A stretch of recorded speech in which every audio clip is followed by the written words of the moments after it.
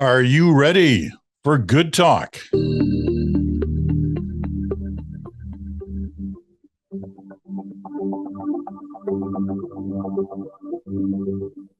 And hello there, Peter Mansbridge here. Chantal Bear is in Montreal this morning, and Bruce Anderson is in Ottawa. And I'm going to start with a little story, because I know you love it when I start with a little story. You sit there, I can tell by the looks on your faces that you're kind of hanging on every word of my little stories. Not. Nevertheless, here we go. We'll try. As everyone knows, I spent a lot of time in my life at the CBC, 50 years, half a century. And one of the things they always used to tell us, the research department at the CBC, is people love us. They love the CBC. And I think there's no doubt that was certainly true in those early years of that 50-year span. Then, competition, expanding 500 channel universe, a lot of different things started to happen. Audiences started to drop for television in general. Radio always remained strong. But nevertheless, even up until when I was leaving, I was still hearing the same kind of thing. They love us out there. They love us even in Alberta. The majority of Albertans like the CBC. This at a time when we were already hearing all these things about the potential for those who were arguing defund the CBC. Became a political football at times.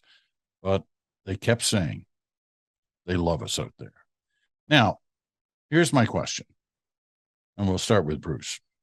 If that was true, and I have no reason to think it wasn't true at the time I was hearing it, but if that was true, if those numbers were supposedly true, and if your numbers that are just coming out today are true, then there has been the beginnings, at least, if not more than just the beginnings, of a collapse in kind of loyalty or support on the part of the people to the CBC. Would that be accurate?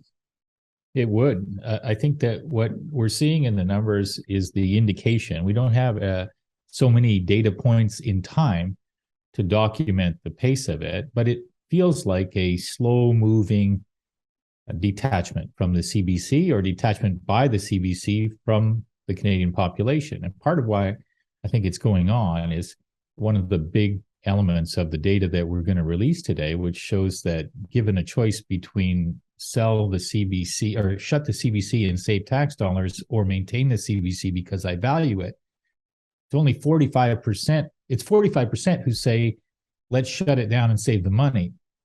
It's only 55% who say, I value it and let's keep the CBC. I think that's going to surprise a lot of people, including probably a lot of people who are listening to this podcast. Underneath the surface of it, there are two big storylines, Peter. One is a generational one. Younger people are far more likely to say, I don't know, maybe shut it down and save the money. Older people far more attached to the idea of the value of the CBC and they want it maintained. And the other thing is that if you look at Conservative Party voters and People's Party voters, the majority of both of those groups say, let's shut it down. And voters who are more on the center and the left are more hesitant. But I don't want to go further than that because you can't see in these numbers that there's a large cohort of Canadians where there's no risk. In every region, in every generation, Liberal Party voters, NDP voters, there's pretty big chunks of people who say, shut it down and save the money. And the related question that we asked, it's not necessarily related, but when we looked under the hood at the data, it was somewhat related, is this argument about propaganda. It's 40% who are prepared to believe the idea that the journalism provided by the CBC is propaganda on behalf of the federal government. Now, people might hasten to say, well, that's not a majority. It's not a majority. But if you're that journalistic organization, you must have to read this as a huge warning signal that people aren't trusting what you're doing. And it may not just be because they don't trust you. It may be because they don't trust journalism anymore. It may be because they've been told by politicians not to trust you because you have a bias that's different from theirs, for example. Long story short, these are disastrous numbers in terms of the ability of the CBC to claim broad support among Canadians, to muster that support in its own defense right now. Really, the numbers say there's a lot of work for the CBC to do if it's got a chance to reach that 100th birthday, which is, I think, about 13 years from now. The politics are working against it generationally and on different parts of the spectrum. All right, there's lots to pick away at that, but I want to first get Chantal's overall impression of that situation. First, I'm going to say beware of numbers and answers to simple questions. Yeah. And if you asked the same question, do you believe that the Toronto Star peddles liberal propaganda? Probably get the same kinds of numbers. Do you believe the National Post is a tool of the Conservative Party and the right? You would get the same numbers. If you asked in Quebec, do you believe La Presse is peddling federalism stuff? The answer would be probably even higher, especially in the years when we had referendums, and reverse the answer for Le Devoir, is it the sovereigntist propaganda tool? What is interesting is when you ask Canadians, and ECOS did that, and it did it recently, who do you trust most as a news source? The CBC Radio-Canada came first. I would argue that probably part of the numbers nationally for the CBC are helped by the Quebec numbers. And why I say that is because when you look at the entire graph from ECOS, you will find that La Presse and Le Devoir also get really high numbers in Quebec. So trust in the mainstream media as a reliable source is higher in Quebec than it is in the rest of the country. Now, to turn to the CBC, I haven't owned the television set in a decade. And as a result, I never tune in to the CBC. If I see anything from the CBC, I see it online. But I don't. And the same would be true of Radio-Canada. I don't have a television set. And I'm happy with that. When I look at my grandchildren who are now old enough to play with the remote, they don't have a TV, they have a screen. That is what they see. And when they look for a program, they don't start channel surfing. They wouldn't even know what channel surfing is or a channel. They look to Netflix and other such organizations for programs, which is why it's important to feature Canadian content on those platforms, because you are not raising a generation, and Bruce will soon, if he hasn't yet, found out the joys of Paw Patrol and all of the other great shows that you get to watch. When I was a kid, we only had Radio-Canada. We were all raised on the same children's programs. My sons watched Passepartout, but my grandchildren, to watch Passepartout, need a parent to say, there's this great program, and to put it on. They're not saying, let's go to Télé-Québec, and it's a public television network, and it's going to give you Passepartout. It doesn't exist, the concept of a channel. So the notion that people under 30 would say, well, what's the point of it, is not surprising.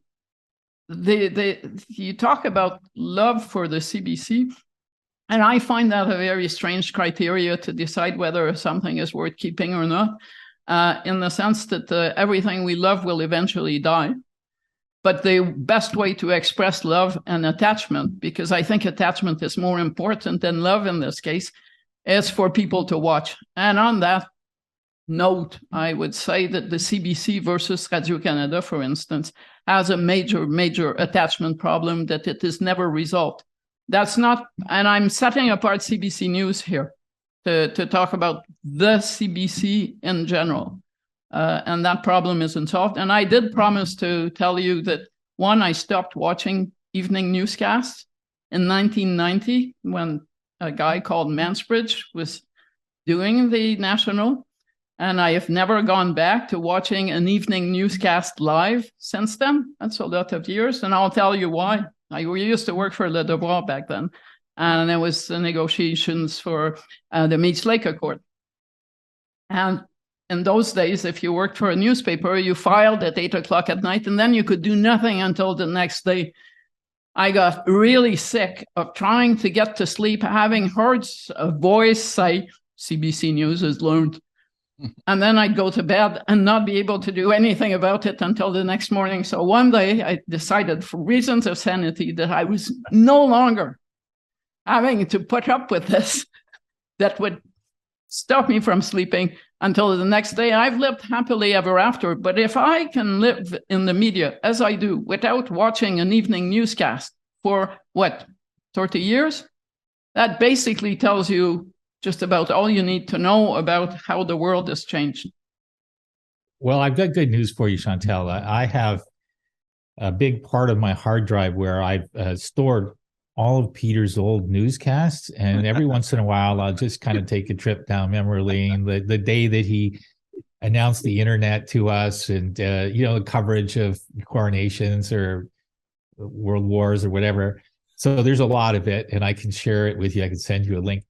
But the point that you made about not wanting to be beset by the worries that a nightly newscast would give you is it really reminds me of a conversation I had with Peter many, many times when the conversation was, should the National stay at 10 o'clock or move earlier? Remember, Peter, all of those conversations? And I think it was because I was getting older, and also just this sense of, is it the last thing I want to do before I go to sleep, to hear all the bad things that are going on in the world and to see the pictures? And I do think that's a big phenomena for people. I mean, there's a reason why people are consuming meditation and sleep sounds and all of that kind of stuff. Is that people are having trouble sleeping, and they know that one of the reasons is the number of stressors coming at us are there. And that's a challenge for journalism, not tell us the bad news, but to recognize the role that news plays in our lives, in our physical lives too. Peter, when you see this, do you see this as a broad problem for the media as a whole? Or do you see a specific CBC problem, or do you see both, or do you see a way out? Yeah, I think I do see a way out, but it's more complicated than that. I mean, this is a Canadian problem. Okay, it's not just in particular one network or the way the CBC has operated. To me, it's a Canadian problem. I mean, either you feel there's a need and a value in having a national public broadcaster, or you don't. And if you don't, you argue to shut her down. Let's save the money. Let's use it for something else. But if you do, then you look at what the CBC, as opposed to Radio Canada, let Chantal speak on that. But the CBC, the English service of the public broadcaster, has been a picture of failure for a number of years now. It's losing audience for all the reasons you mentioned, Bruce, and Chantal mentioned, in terms of our times and technology and the expansion of the video universe. But it's also losing because it's become irrelevant to a lot of people in what it's doing. And that's a failure of imagination. It's a failure of management. And I tend to place, I accept all of Chantal's cautions about numbers and about surveys like this and about the changing times. But this is a huge problem.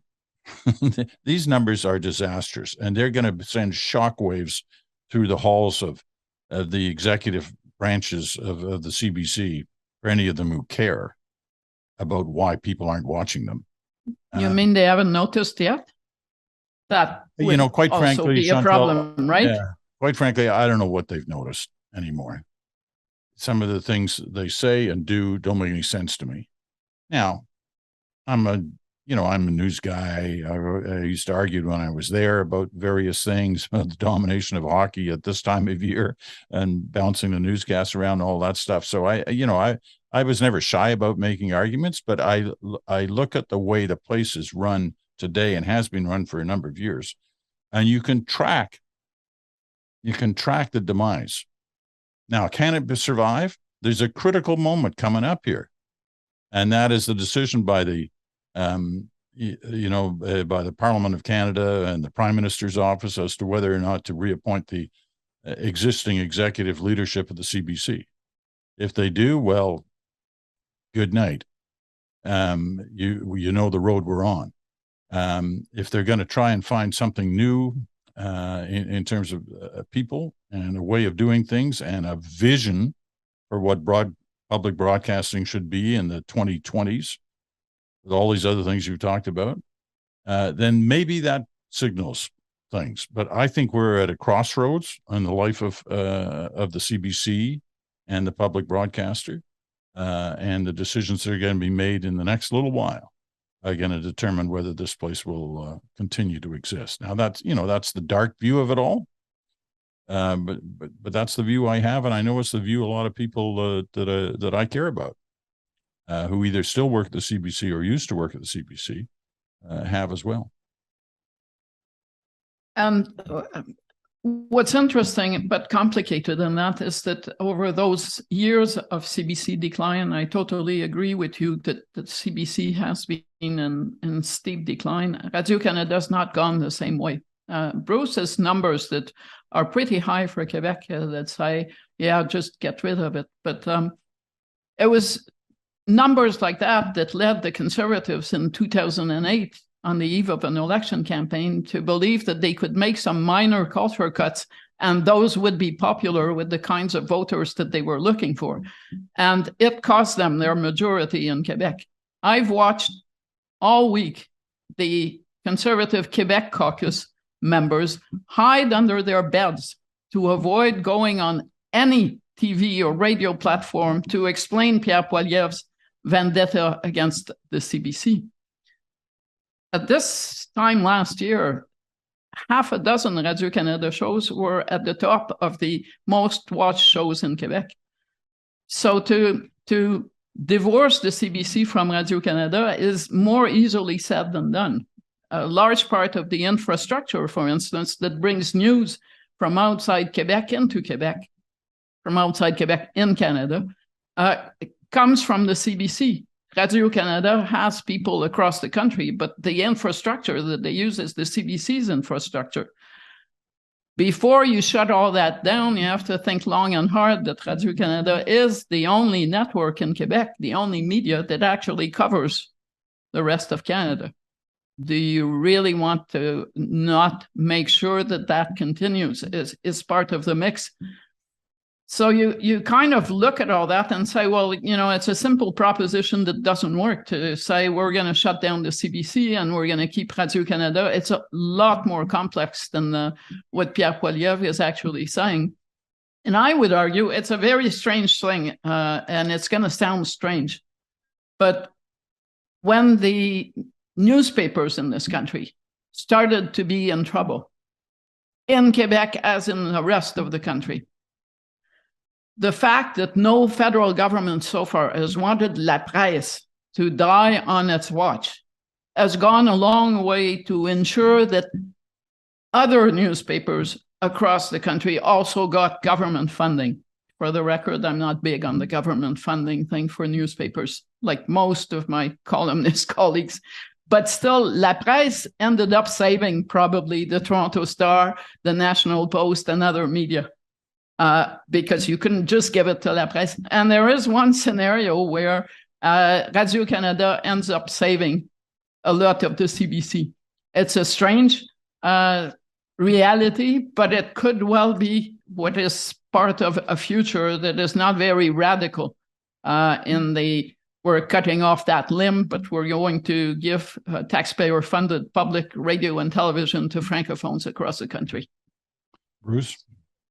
Yeah, I wanted to reinforce something that Chantal mentioned, which is that when we ask questions like this in polls, it's important to contextualize the responses, to understand that we're asking people not, would you push the button and do this tomorrow?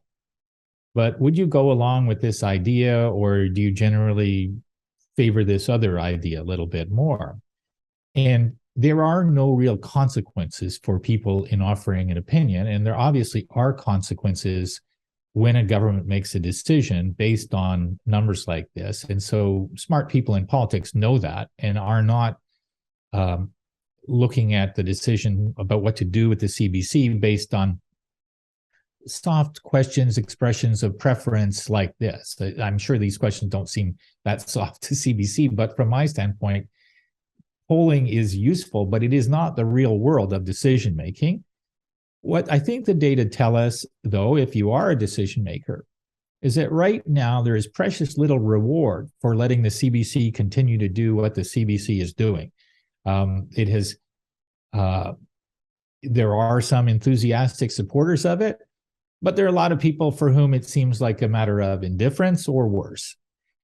For Mr. Poilievre, there's probably a reason for him to be cautious in looking at these numbers and saying, well, if I got to the point where I actually won an election and I was going to do this, is this how it would play out, or would it be worse for me?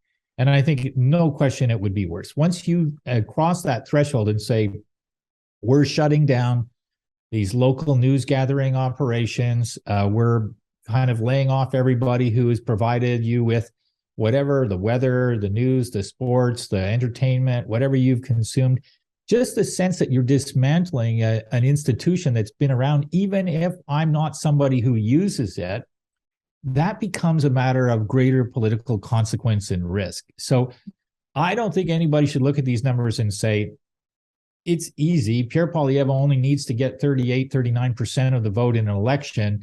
And if he has 45% saying, yeah, you can do this, it will be accretive to his support if he's prime minister. That is not an accurate sense of what would happen. On the other hand, to your point, Peter, for the government, the notion that they can reflexively say, well, Pierre Poilievre is just making mischief talking about this great Canadian institution that everybody values, and he shouldn't assume that Canadians are with him. In fact, they're probably outraged at what he's saying. Well, there's not that much outrage at what he's saying. And so people who care about this institution inside the institution itself or in the political world, they're going to have to do more if they want it to survive, not just the next year or two, because I don't believe that if Pierre Poilievre was elected, that he would dismantle the CBC or Radio-Canada. But to my earlier point, if it's going to make 100 years old, it's not on a trajectory to do that. At some point, some combination of we don't use it anymore and there are other alternatives, and generational change becomes too big a force to be reckoned with.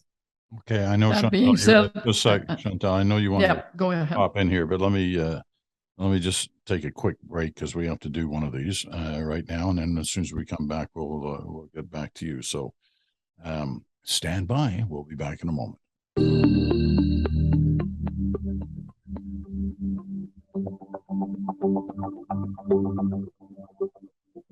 And welcome back. You're listening to The Bridge, the Friday episode. Good Talk. Chantal Hébert in Montreal. Bruce Anderson is in Ottawa. And you're listening on Sirius XM, channel 167, Canada Talks, or on your favorite podcast platform, or you're watching us on our YouTube channel, whichever platform you're using. Welcome on board. Okay, we're still talking about the CBC. A couple of things I'd like to cover before we move on to something else. But Chantal, you wanted in at this point. Yes, Bruce was talking about Pierre Poilievre and his bid and the people who would support it, and the fact that there's not a great uprising against it. And the same would be true of the people who are defending it.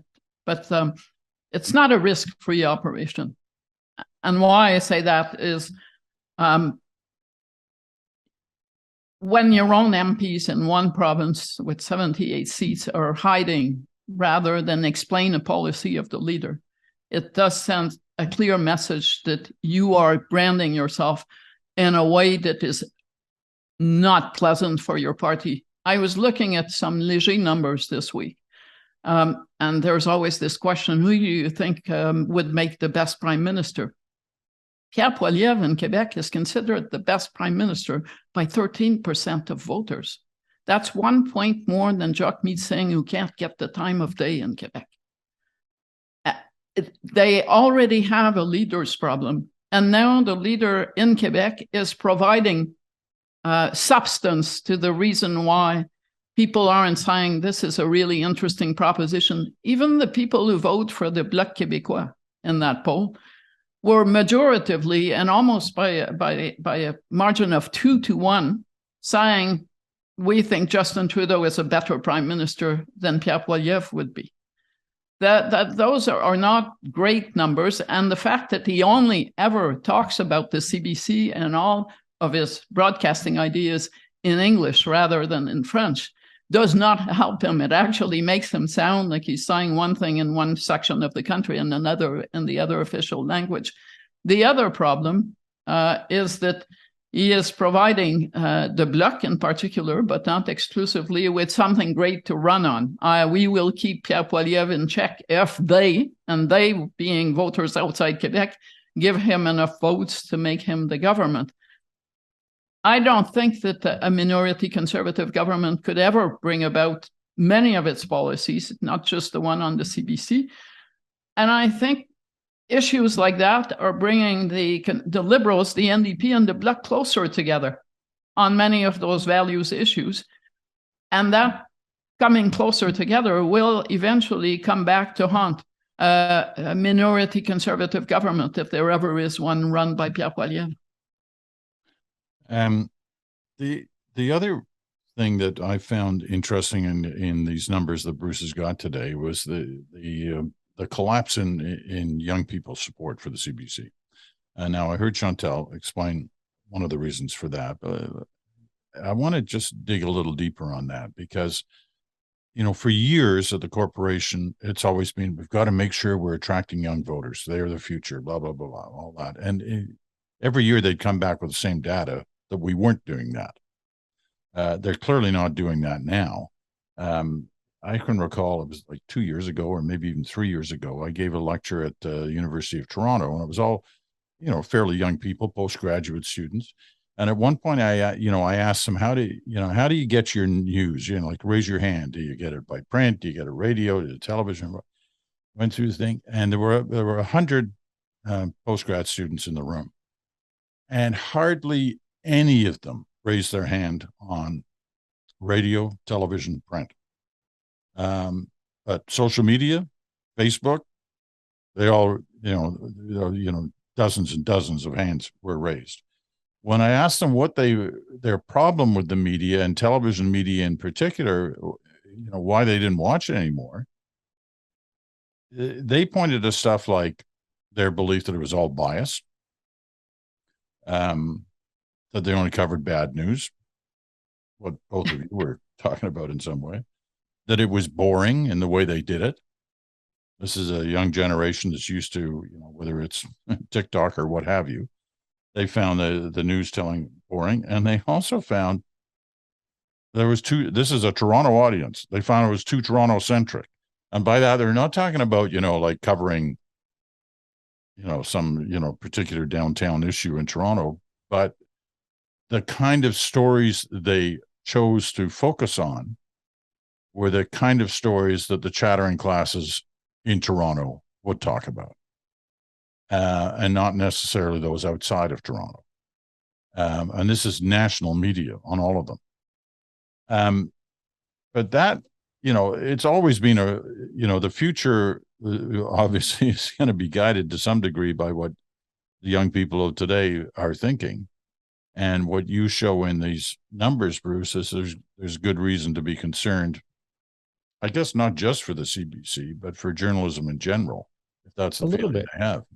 Yeah, a little bit for journalism. But I think one of the other things that we need to be cautious in over interpreting, I mean, when you said a kind of a collapse of support for the CBC among young people, I kind of look at it as more they didn't grow up with it the way that we did. I mean, when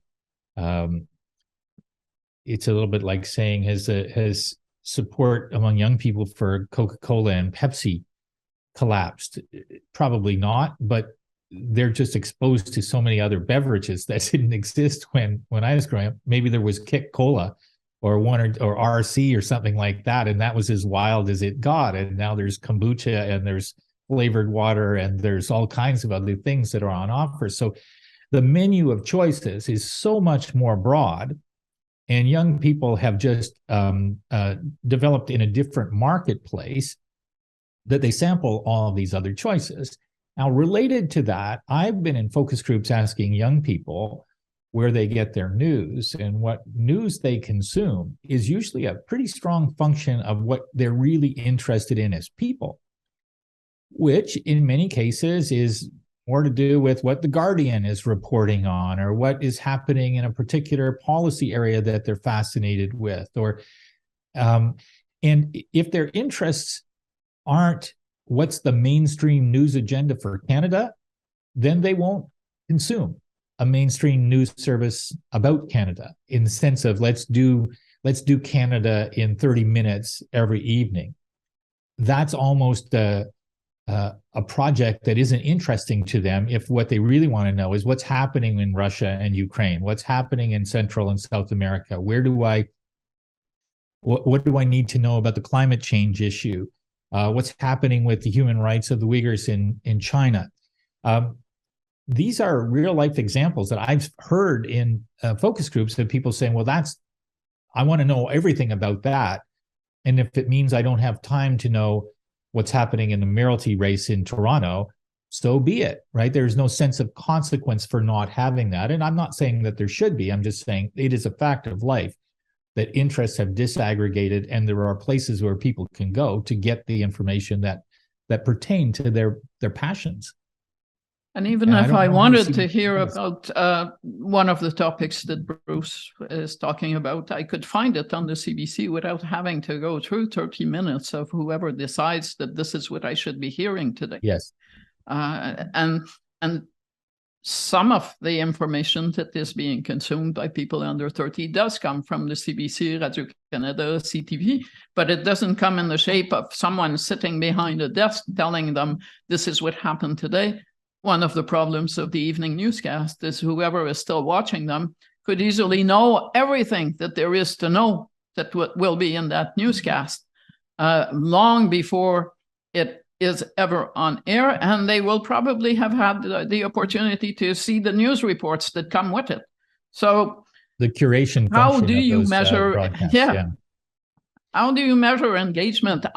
I read and listen to reports from the CBC on the CBC website if I'm interested enough, but that doesn't make me go and buy a television to watch a program. Yeah, I guess what I was trying to get at is there's a lot more to what the CBC should be, and quite frankly is, than just the news, right? We got a 24-hour programming day. But should there? Well, okay, that's a legitimate question. But that is the question that should be part of a debate about public broadcasting, right? But I'm talking about news in the larger sense. Like I'm including current affairs, the Fifth Estate, and local news. It's a large field. Yeah, but there's drama and there's comedy and there's sports and there's all these other things that are, part of trying to paint a picture of a country. Now, you want to get out all that stuff? Some people argue, some people internally at the CBC will argue it's time to get out of some of that stuff and focus on what Canadians claim, or at least have claimed. I don't know what to think anymore, given the data we're discussing this morning. But the claim was always the number one thing I want out of my public broadcaster is news and current affairs. Right? Well, increasingly local news. There's a big gap that's developing for local news. And I think the question from my standpoint should be, what does the CBC need to do because it won't be done otherwise, and because it's actually important for a functioning society? I could put all of the drama and the entertainment programming off on the TBD kind of category, and maybe some of the national news coverage stuff, certainly those curation functions, if they carry a bigger cost in terms of how the news is organized and packaged and presented. I feel like the models are pretty outdated. But I do think that it's been clear for a number of years that local news gathering is going away in the private sector. And if there's a function for a public broadcaster, a public news organization, I think there's a big gap there. Okay, we're going to move on.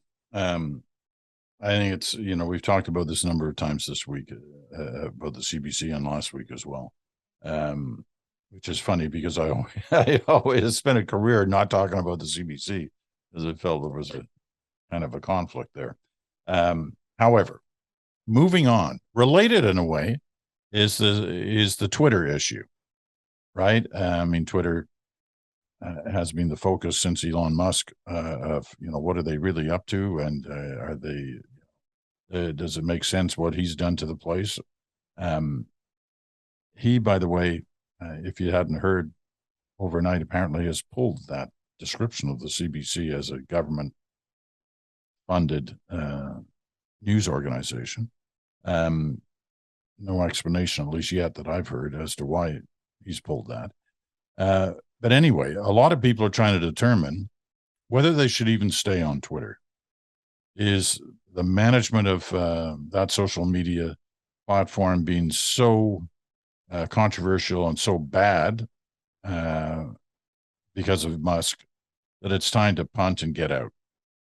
And we've seen some of our colleagues have done just that.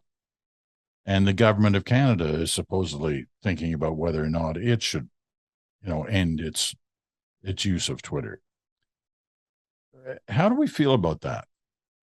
How do we feel about the use of Twitter, whether it's by individuals or governments, given the way it's being managed and the pronouncements that have been made by Twitter about all kinds of different things?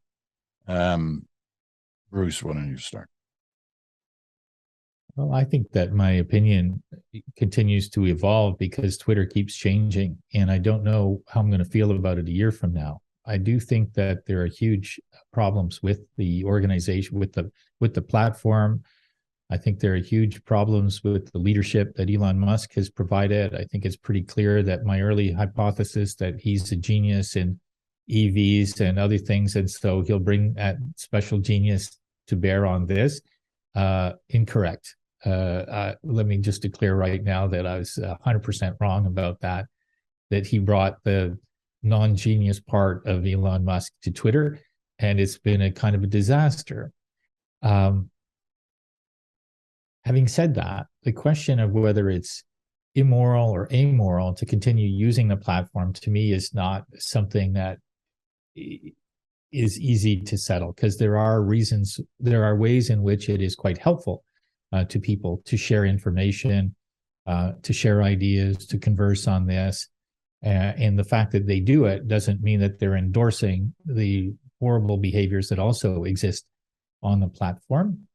And the last point I would make is that for organizations that are thinking about exiting the platform, the challenge is it is widely used by media, by journalists, as a way of capturing information and a way of pushing their work out. It is widely used by organizations that want to reach consumers, want to reach people with an opinion or a point of view. And there's a lot of value in that.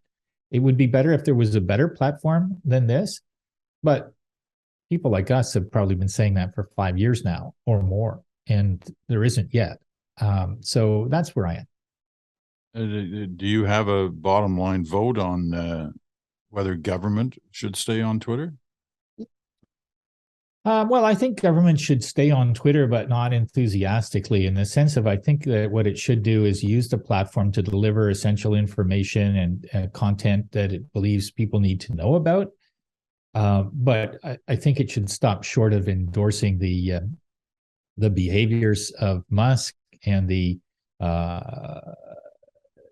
it should continue as a regulator to look carefully at what is the right role of government in preventing disinformation and polarization and extremism from being spread on this platform and other platforms. Chantal? I don't know how I'll feel about Twitter a week from now, let alone a year from now, given how up, down, sideways the platform keeps going. I have noticed, though, and it's been interesting that this blue tick notion that you were going to take away the blue check mark next to the names of so-called verified people. None of us ever asked for that. It was Twitter that verified that Peter Mansbridge, who was on Twitter, was actually Peter Mansbridge, the person that most people assume he is. Same for me.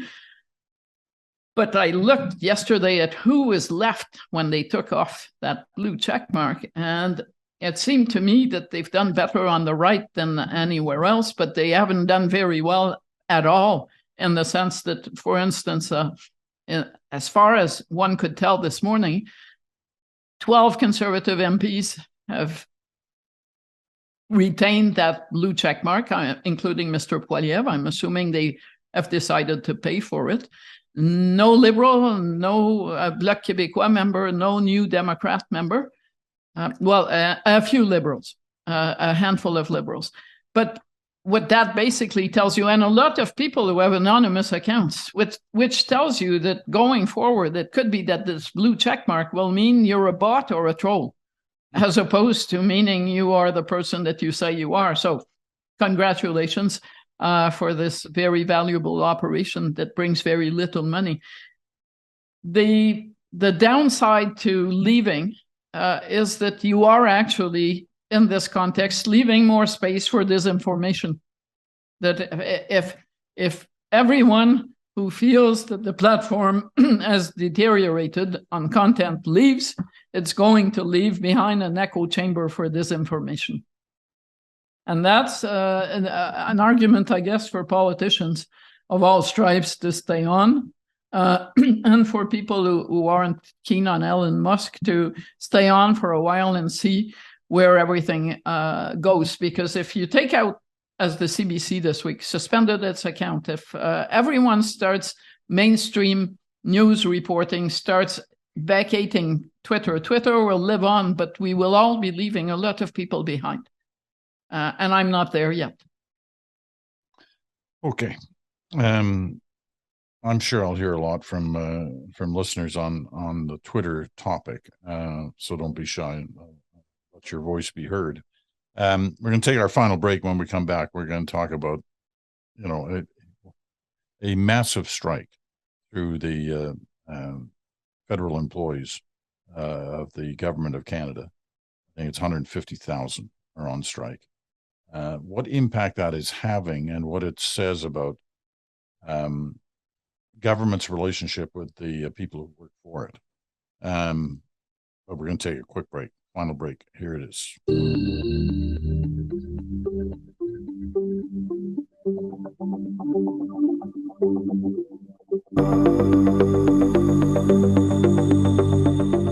And welcome back. Final segment of Good Talk for this week. Chantal and Bruce are with us. The final topic for today is the strike that is going on in different parts of the country, having an impact on various public services. 150,000 people, in some cases asking for increases, double-digit percentage increases. The government's offering, I think, 4.5%, and saying they don't have any more money, that's the best they can do. What's the impact of this strike? And what does it say about the relationship between the government and the people who work for it? Chantal, start. Well, by and large, the history of the relationship between the Trudeau government and the civil service has been pretty good. The Conservatives had a more adversarial relationship to unions in general and to the public service in particular, their relationship was very much based on reciprocal suspicion.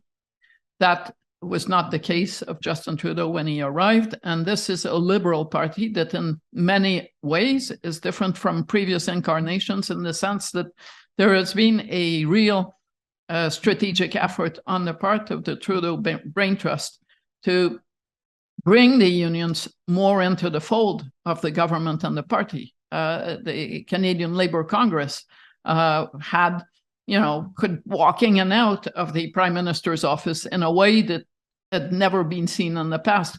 Unifor had people sitting on the team that renegotiated NAFTA. And that's pretty much unheard of in the history of federal government relationships with unions. But at the same time, the government of Canada is an employer, and what that employer does in the public sector kind of trickles down to what provinces will end up having to do at the negotiating table. And so when the federal government decides how much it's going to raise salaries in the public service, provinces know that they're going to be asked to match those increases at a time when governments, in particular the federal government, is trying to, through the Bank of Canada, to cool down inflation.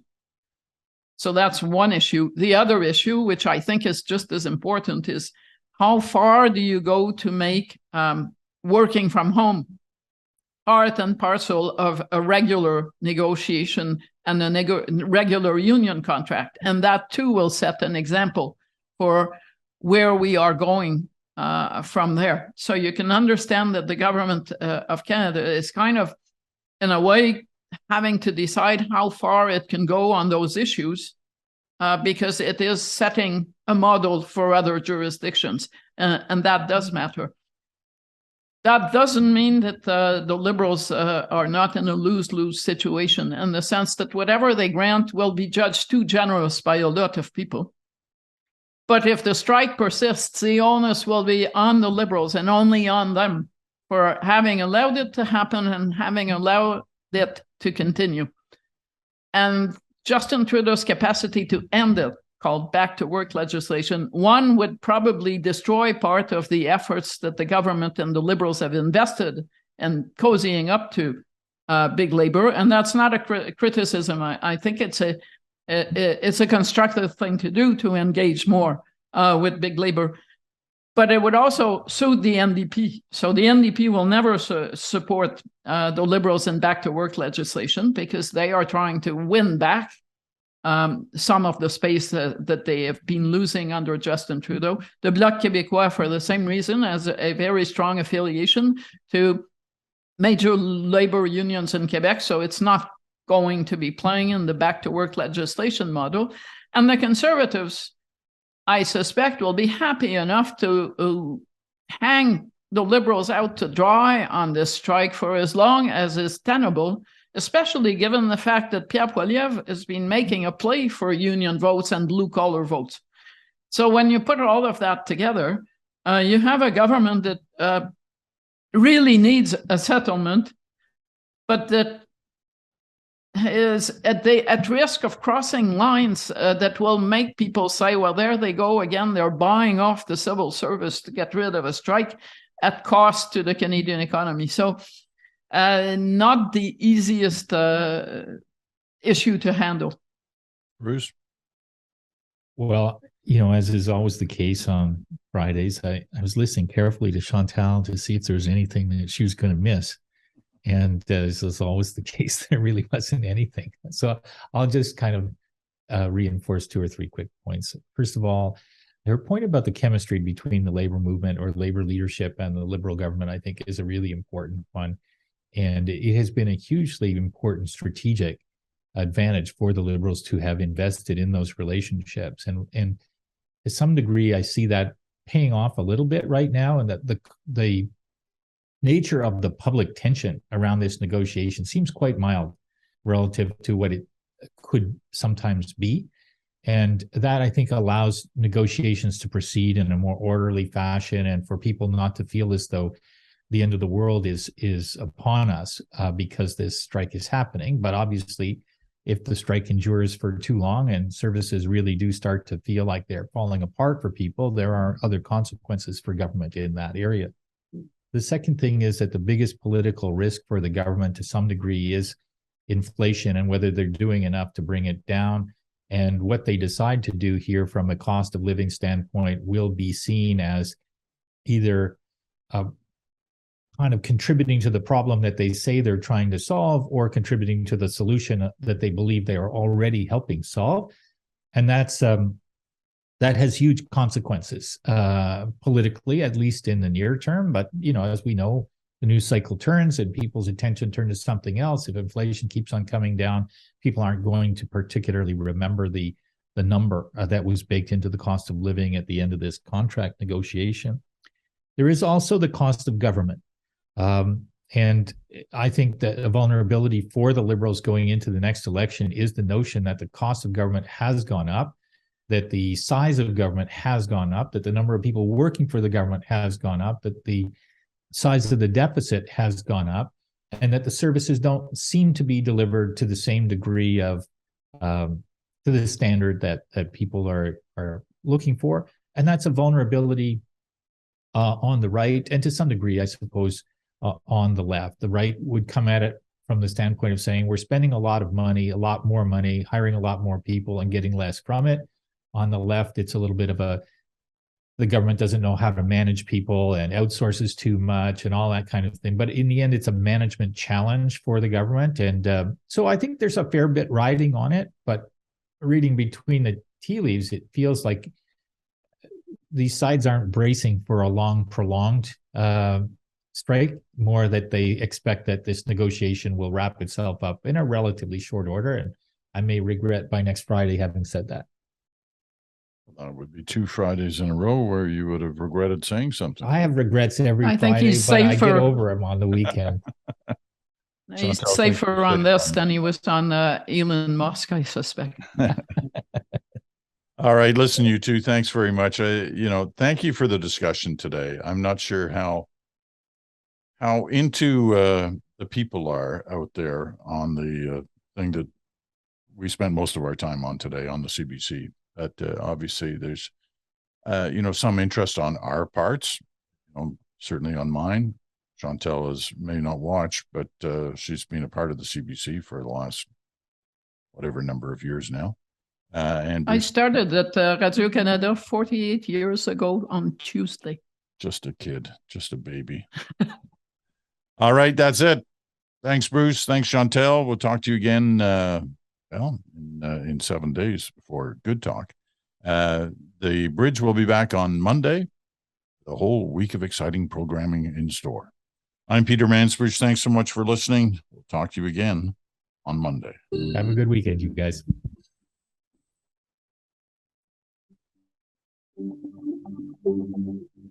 Thank you.